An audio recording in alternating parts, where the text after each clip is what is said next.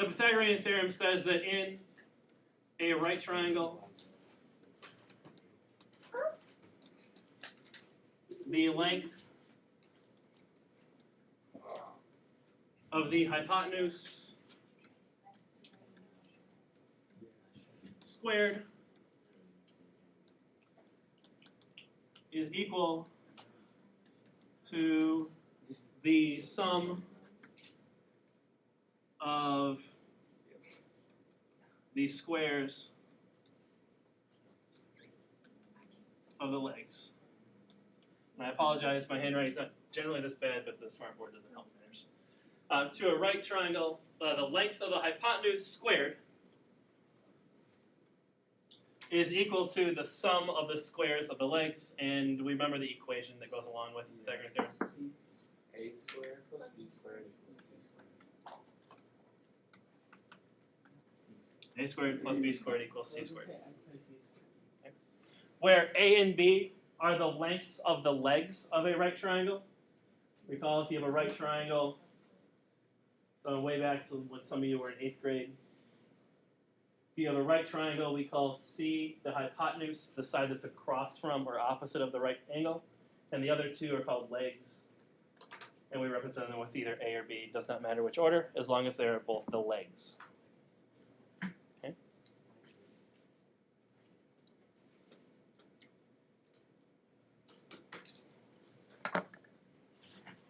Has anyone ever seen why the Pythagorean theorem works? Anyone ever seen like an explanation of why this thing actually works? Nope. Never? I just hear it. There is. It's not just... The nice thing about all these ideas in math is that there's always an explanation for why. They don't just like appear out of nowhere. Like this isn't just like something that was handed down on high that like is just true because it's true.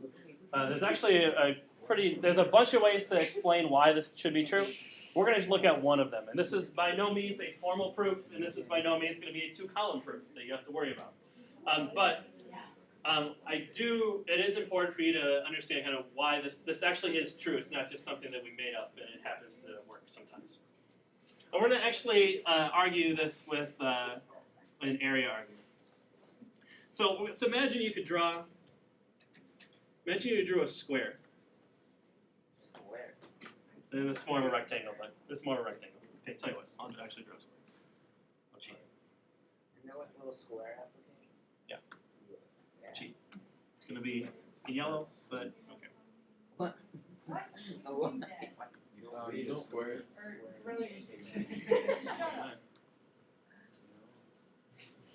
People wanted a square, I'll give you a square. Okay. I can't change the color, I'm sorry. It's the best I can do. Okay. We're gonna make the length of this square the following length. We're gonna make the length of this square A plus B. And we'll divide the square up in such a way into 4 triangles.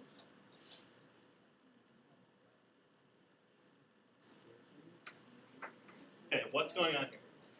We're going to divide this length such that we have 4 right triangles, and each of these, and they're actually all going to be congruent right triangles. Come on.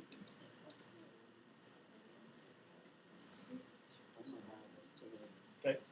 Divide this square up into the following fashion.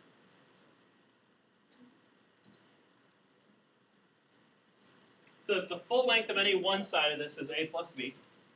And then we'll split up so that each side is divided into the A and the B. And we'll draw nice little triangles out of this. Okay. So what we've got is the following. We've got kind of this big square in the middle. And we've got these 4 little triangles. And we got this big thing going on here. We'll even go so far as to say, since these are all congruent triangles, we'll even go so far as to give this middle length here a name, namely, call that thing C. So we got this diagram. We're going to compare the areas of this thing.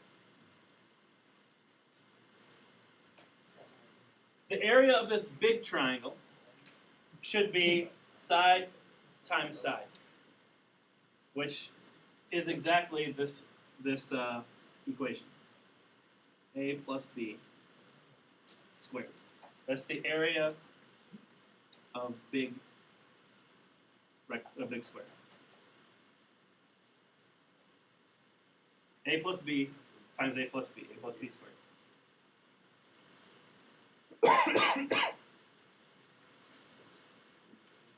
Well, the area of the big square should be equal to the area of all the little parts. Do you agree? Yes or no? Yes. Yeah, it should be all the little parts.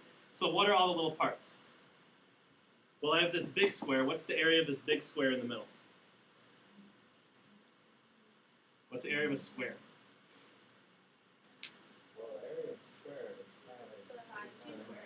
is Side squared, or the length times width, side times side. So what's the area of this square then? C squared. So that's this middle thing. What's the area of any one of these triangles? What's the area of a triangle? Base all times sides height. added up. We're digging deep here. Base times height.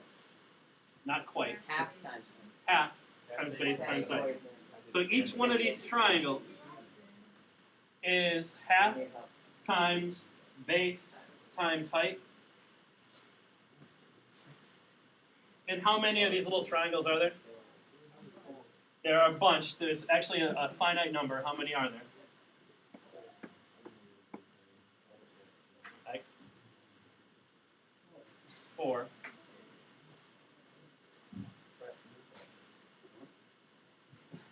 So this equation should be a true equation. This side, the area of the big thing, should be equal to this stuff. Oh boy.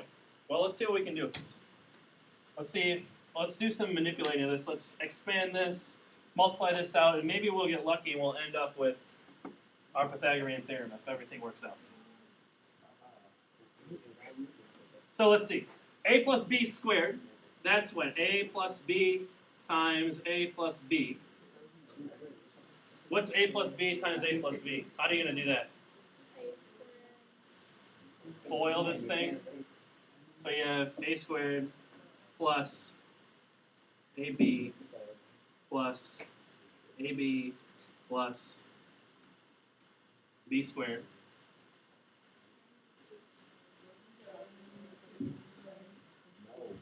Which is A squared plus 2AB plus B squared. What's this thing? What's 4 times 1/2 times AB?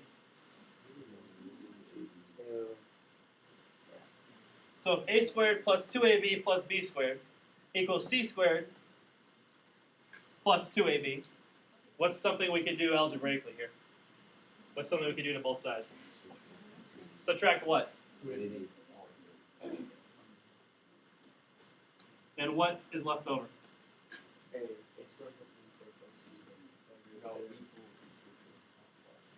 No, equals A squared plus B squared equals C squared. Hey. Hey, tell you what, the Pythagorean theorem just didn't come out of nowhere. It's actually a consequence of the area formula. It's a consequence of the actual natural world. This didn't pop out of nowhere. It actually comes from something. Whatever. Some quick applications of the Pythagorean theorem. These go harken way back to your days in your. I'm not going to spend a ton of time. If you have a ramp up here, how high from the ground will you be when you walk? How high is this ramp? What should we do? You could say the height squared plus 120 squared equals 125 squared.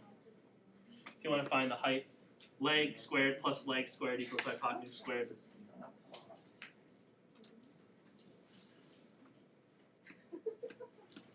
H squared equals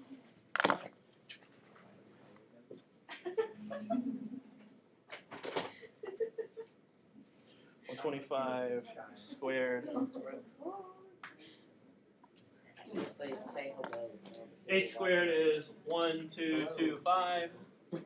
The height, therefore, is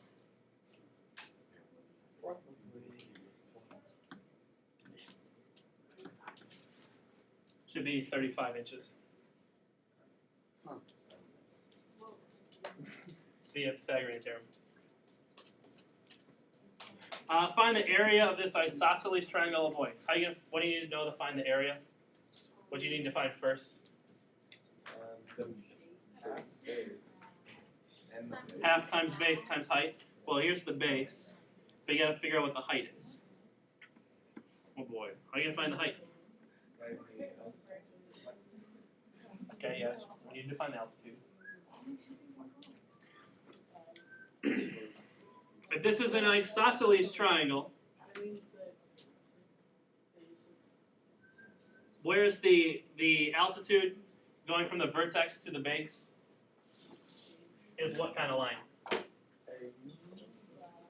Oh, wait, It's already considered an altitude. Okay, it is also it already is considered altitude. What Median. else is it called? Median. Median. Sure. Okay. What? Okay. So if it's a median, then what is it doing to this side? Perpendicular Perpendicular bisector as well. Either way, it's intersecting this at the midpoint. I got it right. So then, what could we do to help find h? So each of those are 7. Now I can use Pythagorean Theorem to find h.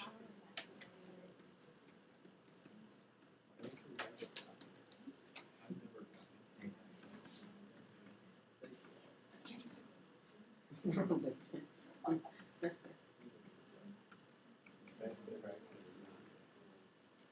that a, what is that, a 7? That is a 7. Particular- Since this is a perpendicular bisector, because it's on this vertex is equidistant from the endpoints of the base here. This has to be on the perpendicular bisector, which means this segment is being cut exactly in half, where each part is 7. You can find the height, which is root 51, which is a little bit more than 7. And now the area of this triangle should be 1/2 base times height. And you can get an approximate answer, 7 roots of 51, which is, what, a little bit more than 49? A little more than 50?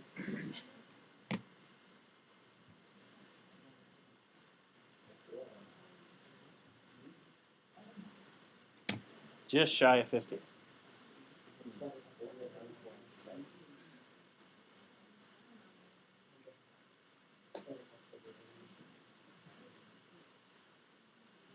Very, very close to 50 square inches.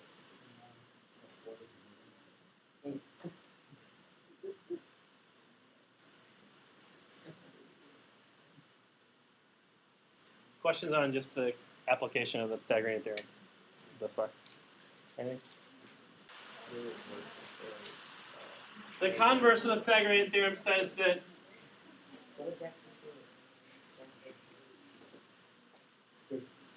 let's see. The original statement is the follow is what do we say? If you have a right triangle, then the lengths of the hypotenuse square is equal to the sum of the squares of the legs. So the converse is also true. So if the sum of the squares of the legs equal the square of the hypotenuse,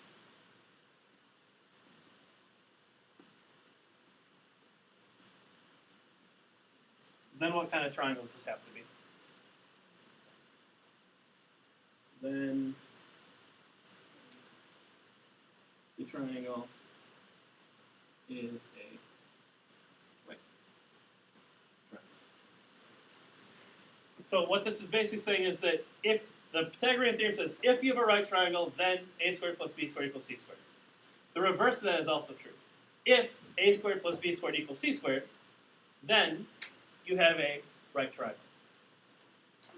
So if we know the side lengths of a triangle, if it fits the Pythagorean theorem, if it fits a squared plus b squared equals c squared, then you know it must be a right triangle. Which one of these three, if I give you three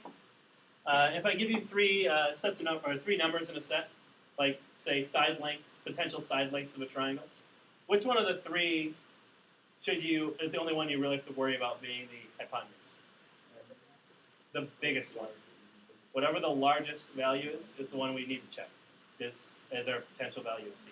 C can never, the hypotenuse can never be shorter than either of the legs. So you don't ever have to worry about checking, say like 6 squared equals 8 squared plus 10 squared. That'll never be true. We'll pick the largest one. So we'll ask ourselves, is 6 squared plus 8 squared equal to 10 squared? It's easy to find out. Okay, this is relatively easy to find out. 36 plus 64 equals 100. 100. Yes.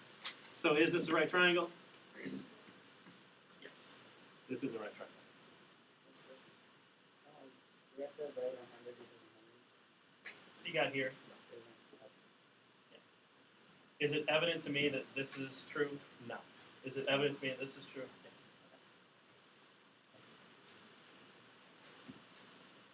Yeah. Okay. Check the other two on your own.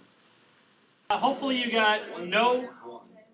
This is not a right triangle. You should have gotten something effective of 169 equals 196. Not true. This is a right triangle. 1 squared plus 5 squared equals root 26 squared. Square root of 26 squared is 26. 1 plus 25, yes. Yes, this is a right triangle.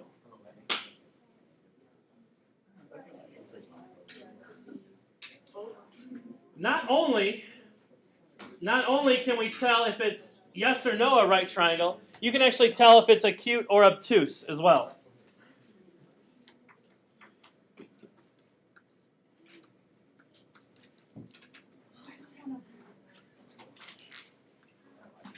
How did she get a 30? I don't know how you get a 30. Let's think about this in a second. We have two inequalities here. What if c squared is less than a squared plus b squared? Or what if c squared is greater than a squared plus b squared? What kind of triangles are we to get? These are called Pythagorean inequalities. So the Pythagorean theorem, we're just now they're either equal to, greater than, or less than. Okay.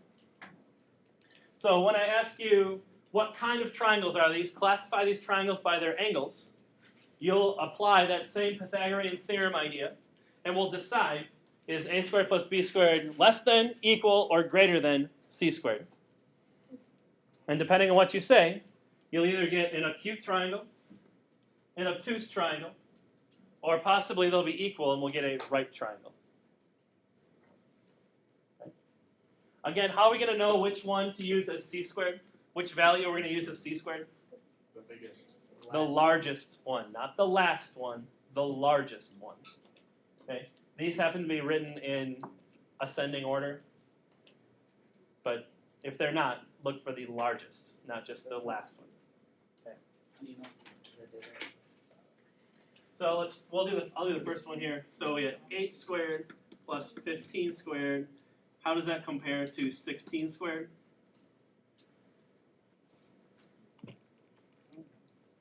Oh, we get what? 64 plus 225 and 256.